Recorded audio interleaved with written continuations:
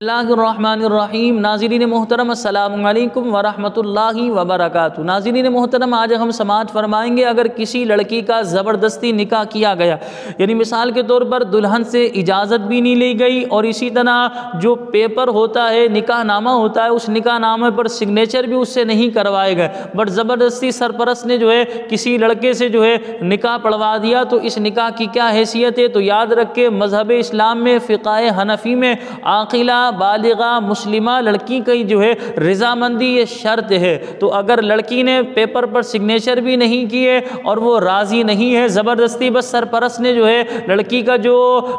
سرپرست ہے اس نے کسی سے نکاح پڑھوا دیا اس طرح، تو یاد رکھے یہ نکاح ہرگز منعقد نہیں ہوگا۔ ایک تو یہ صورت تھی کہ لڑکی سے نہ اجازت لی گئی، نہ اس کی رضامندی پوچھی گئی، نہ پیپر پر اس نے سگنیچر کیے اور اس طرح نکاح ہو گیا، تو یہ نکاح تو ہرگز منعقد نہیں ہوگا۔ دوسری صورت ایسی ہے کہ بعض دفعہ ایسا ہوتا ہے والدین کسی ایسے شخص سے لڑکی کا رشتہ طے کر دیتے ہیں جس سے لڑکی اس لڑکے کو پسند نہیں کرتی،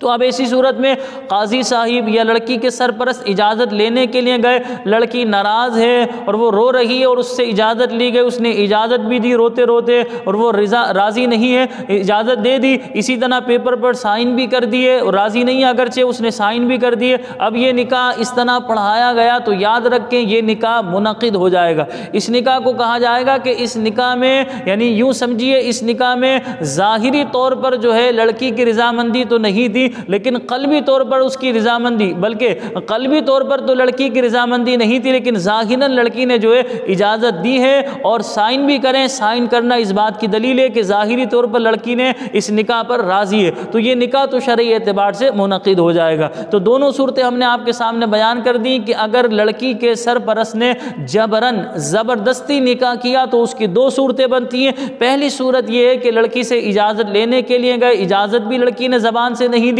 اسی طرح پیپر پر سائن کروائے گئے تو اس نکاح نامے پر سائن بھی لڑکی نے نہیں کیے اور اس طرح قاضی صاحب سے نکاح پڑھوا لیا گیا، اب لڑکے نے اس طرح قبول کر لیا، یہ نکاح تو ہرگز منعقد نہیں ہوگا۔ دوسری صورت ایسی ہے کہ لڑکی اس لڑکے کو پسند نہیں کرتی تھی، لیکن والدین نے لڑکی کے فیوچر کو، مستقبل کو دیکھتے ہوئے کہ اس لڑکے کے اندر وہ تمام خوبیاں موجود ہیں جو ایک لڑکے میں ہونی چاہیے، جو اپنی ذمہ داری بخوبی نبھا سکتا ہے، ماں باپ نے ظاہر سی بات ہے والدین نے یہ فیصلہ کیا ہوگا، اب والدین اس لڑکی کا نکاح، اپنی لڑکی کا نکاح اس لڑکے سے کرنا چاہ رہے ہیں، لڑکی اگرچہ راضی نہیں، اجازت لینے کے لیے گئے، اس نے روتے دھوتے جس طرح بھی اجازت دی قبول کیا اور سگنیچر بھی روتے دھوتے جس طرح اس نے سگنیچر بھی کیے، تو یہ اجازت مانی جائے گی، یعنی قلبی طور پر اگرچہ وہ راضی نہیں تھی لیکن ظاہری طور پر اس نے اپنی رضامندی کا اظہار کر دیا، یہ نکاح منعقد ہونے کے لیے بس مکمل ہو گیا۔ اب جا کر قاضی صاحب یا لڑکی کے سرپرست قاضی صاحب کو دیتے ہیں کہ بھئی اجازت مل گئی ہے، وہ نکاح پڑھاتے ہیں، تو لہٰذا اب ایسی صورت میں یہ نکاح منعقد ہو جائے گا، جبکہ جس طرح نکاح پڑھایا جاتا ہے اسی طرح شرعی قیودات کے مطابق ہی نکاح پڑھایا گیا ہو۔ یقیناً آپ بات کو بخوبی سمجھ گئے ہوں گے، لیکن میں آپ کو ایک میسج یہ دوں گا